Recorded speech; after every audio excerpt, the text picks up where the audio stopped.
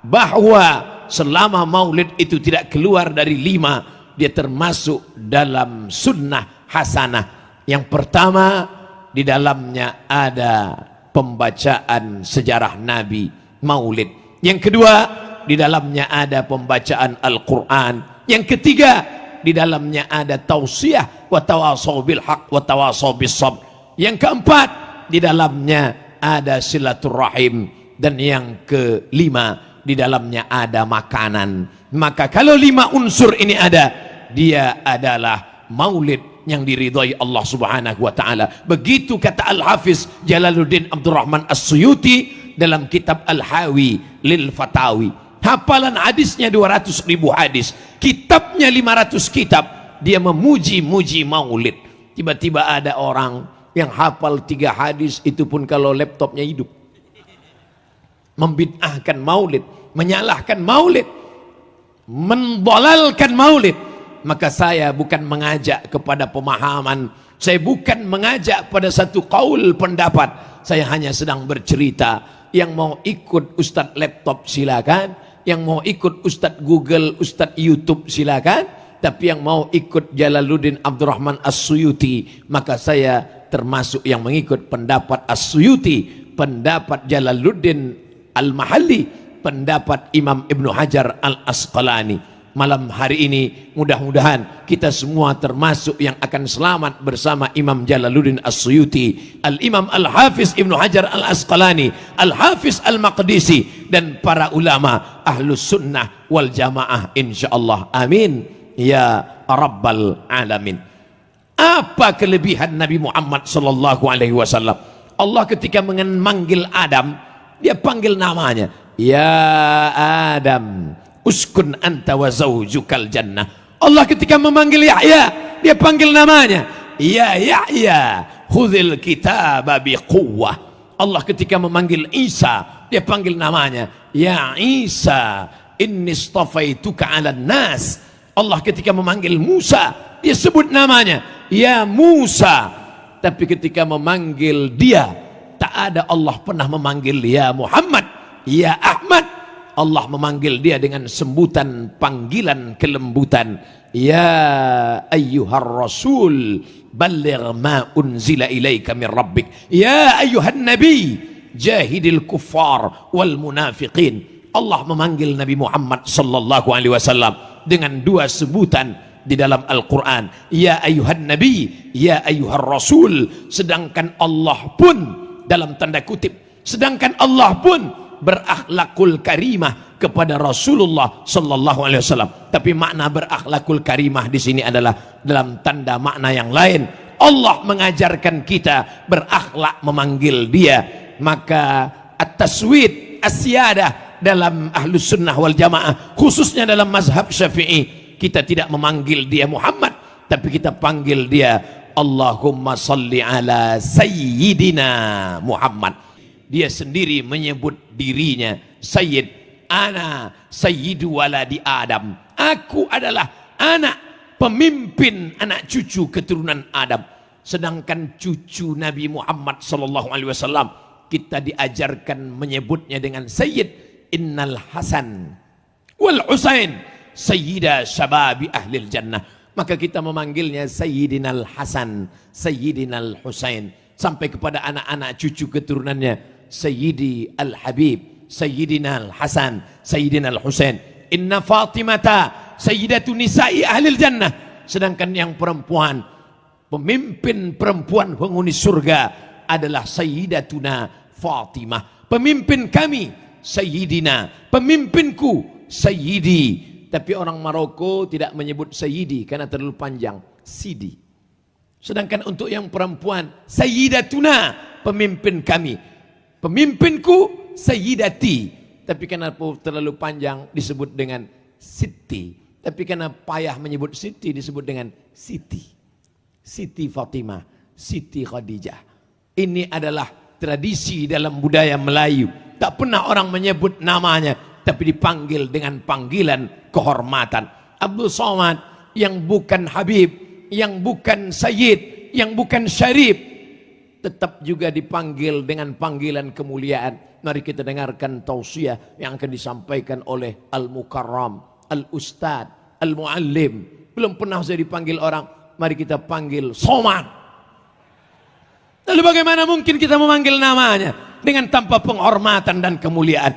Maka dalam mazhab Syafi'i bukan hanya saat memanggil di luar sholat, bahkan di dalam azan pun dianjurkan. Saya mendengar dengan telinga saya sendiri di majelis ulama ahli hadis Syekh Mahmud Said Mamduh, di dalam majelis itu ketika sholat disuruhnya muridnya azan, dalam azan itu dipanggil asyhadu anna sayyidana Muhammadar Rasulullah,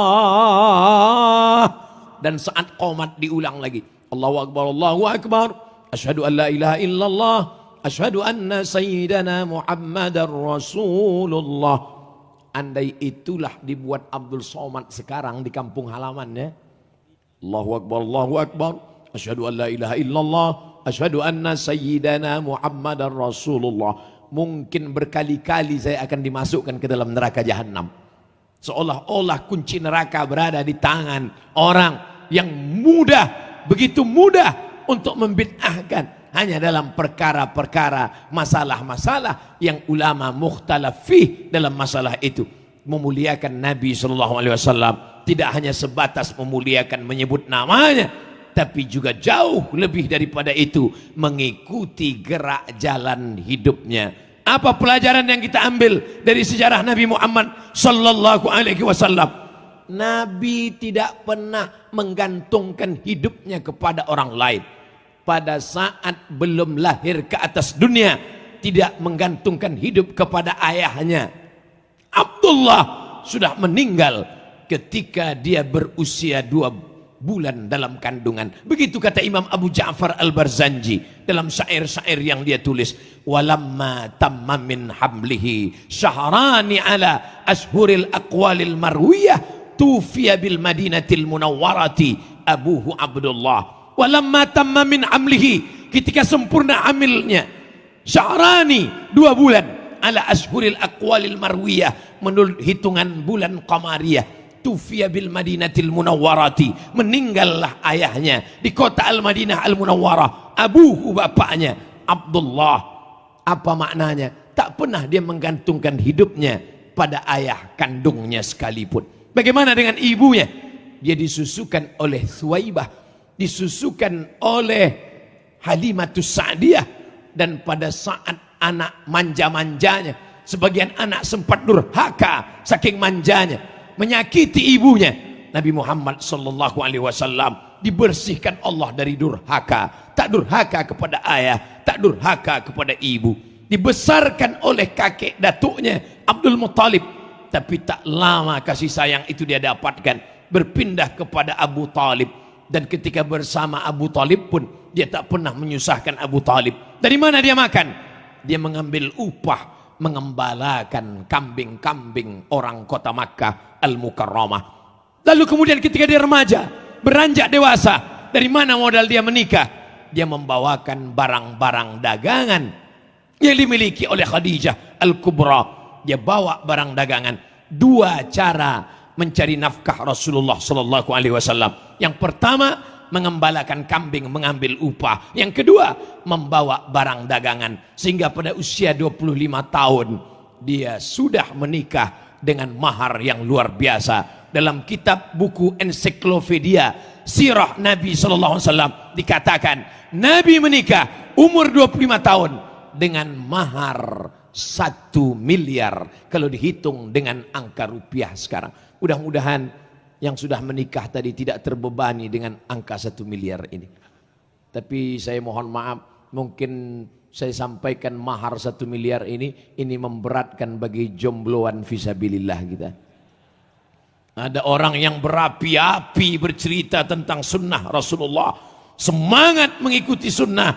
Tapi ingatlah, Nabi menikah umur 25 tahun, tidak memberatkan ayah ibu, mencari sendiri dengan mengembala kambing dan memperdagangkan barang-barang perniagaan sehingga terkumpul biaya yang luar biasa. Tapi hari ini orang yang mengaku ahlu sunnah, mengaku mengikuti sunnah, maka menikah lewat dari 25 tahun itu mungkin termasuk dalam bid'ah dhalalah.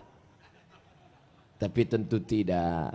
Sebagian ulama mengatakan memaknai bid'ah dhalalah itu kalau mukhalafatul Quran was sunnah. Tapi Rasulullah SAW menikah 25 tahun.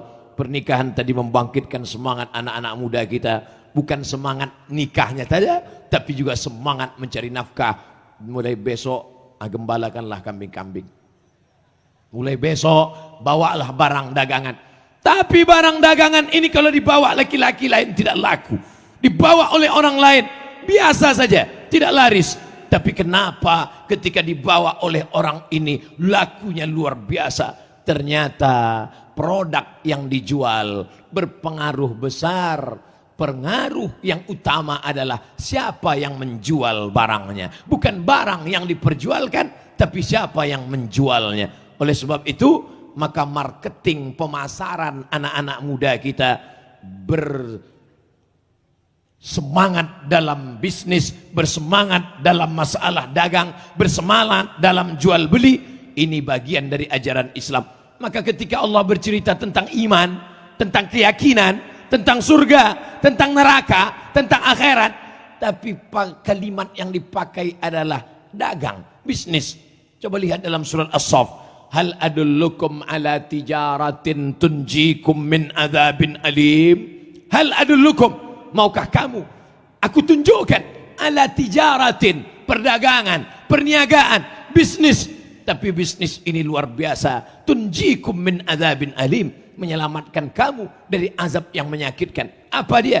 Tu'minuna billah, beriman kepada Allah. Wa tujahiduna fi sabilillah, berjihad di jalan Allah. Bi amwalikum, dengan harta kamu. Wa anfusikum, dengan nyawa kamu. Harta dulu, baru nyawa. Malam ini kita diperlihatkan kenapa maulid ini begitu meriah dan megah. Tentulah karena orang Palembang kaya raya punya harta yang luar biasa. Amin.